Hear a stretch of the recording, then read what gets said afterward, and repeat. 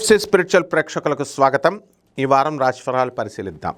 ఓం వసుదేవసుతం దేవం కంసచాణూరమర్ధనం దేవకీ పరమానందం కృష్ణం వందే జగద్గురుం. శ్రీ రాధాకృష్ణాభ్యాం నమః. కృష్ణం వందే జగద్గురుం, అర్జునం వందే జగదేకవీరం. ఈ వారంలో మనకి గ్రహ స్థితులు ఏ విధంగా ఉన్నాయి ద్వాదశ రాశుల వారికి చూద్దాం. ముఖ్యంగా ఈ యొక్క కుజుడు వృషభ రాశిలో, ఆ కుజుడు వృషభ రాశి నుంచి 2 ఆగస్టు తర్వాత మిథున రాశిలోకి మారుతాడు. ఇది ఒకటే మార్పు, మిగతావన్నీ కూడా ఈ వారంలో అలాగే ఉంటాయన్నమాట. ఇక మరొకటి ఏంటంటే శుక్రుడు కూడా సింహరాశి నుంచి మనకి కన్యారాశిలోకి వస్తాడు. మిగతావన్నీ same as it is. So ఇక్కడ బుధుడు మిథున రాశి, గురుడు రవి ఇద్దరు కూడా కర్కాటక రాశి, కేతు శుక్రులు ఇద్దరు కూడా సింహరాశి, శని వక్రించి మీనరాశి, రాహువు కుంభరాశి. ఈ గ్రహ స్థితిగతుల వల్ల ద్వాదశ రాశుల వారికి విడివిడిగా ఒక్కొక్క రాశి వారికి ఏ విధమైనటువంటి ఫలితాలు కలుగుతాయో ప్రొఫెసర్ డాక్టర్ ముల్లపూడి సత్యనారాయణమూర్తి నేను మీకు తెలియజేస్తున్నాను.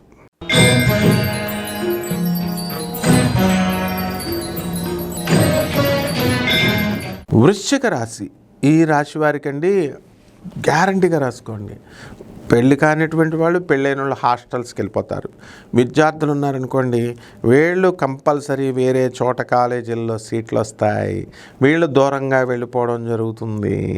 అదేవిధంగా భార్యాభర్తలు ఇద్దరు ఉద్యోగాల్లో చేస్తున్నటువంటి వాళ్ళంతా కూడా దూరంగా హాస్టల్స్లో ఉంటారు. అప్పులు బాగా వచ్చేవి మొన్నటిదాకా, కానీ ఈ నెలలో మీరు అప్పులు అడిగినా, ఈ వారంలో అప్పులు అడిగినా మీకు ఇవ్వరు. ఎందుకంటే మీకు ఆదాయం బాగా పెరిగిపోయింది. మీరు అప్పులే అడగరు, అప్పులే చేయరు. అదేవిధంగా ఇళ్ళు కట్టడానికి ప్రయత్నాలు చేస్తూ ఉంటారు, కొత్తగా పెళ్ళిళ్ళు చేసుకోవడానికి ప్రయత్నాలు చేస్తూ ఉంటారు. అలాగే కొన్ని ముహూర్తాలు కూడా కొద్దిగా ఉన్నాయి కాబట్టి ట్రై చేసుకోండి. అదేవిధంగా ఈ యొక్క సప్తమంలో ఉన్నటువంటి ఈ యొక్క కుజగ్రహ ప్రభావం వలన చాలా తీవ్రంగా కోపంగా ఉంటారు. అష్టమంలోకి వచ్చేస్తున్నాడు మనకి 2 ఆగస్టు 2024 తర్వాత. అక్కడి నుంచి మనకి కొన్ని దూరంగా ఊర్లు వెళ్ళడము ఇలాంటివి ఉంటాయి. అక్కడ కొన్ని కష్టాలు పడ్డము అవన్నీ కూడా ఉంటాయి. ఎవరైతే కార్పెంటర్లు కర్రల వ్యాపారాలు చేస్తున్నారో అటువంటి వాళ్ళందరికీ కూడా మీకు ఆ లాభాలు, విపరీతమైనటువంటి లాభాలు వస్తాయి. పరిహారాలు, సుబ్రహ్మణ్యేశ్వర స్వామి వారి గుడికి వెళ్ళాలి. తమిళనాడులో ఉన్నటువంటి తిరుత్తని సుబ్రహ్మణ్యేశ్వర స్వామి వారి యొక్క దర్శనం చేసుకోండి. సుబ్రహ్మణ్యేశ్వర స్వామి వారి యొక్క అభిషేక జలాన్ని తిరుత్తనిలో తాగండి.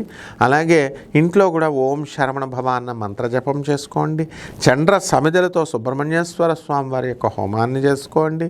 ఆ రకంగా ఇంట్లోనే మనము అభిషేకం చేసుకొని ఓం శరవణ భవ అన్న మంత్ర జపం చేసుకోండి. మేడి చెట్టును కూడా పెంచండి, పెంచితే బ్రహ్మాండంగా ఉంటుంది. శుభమస్తు.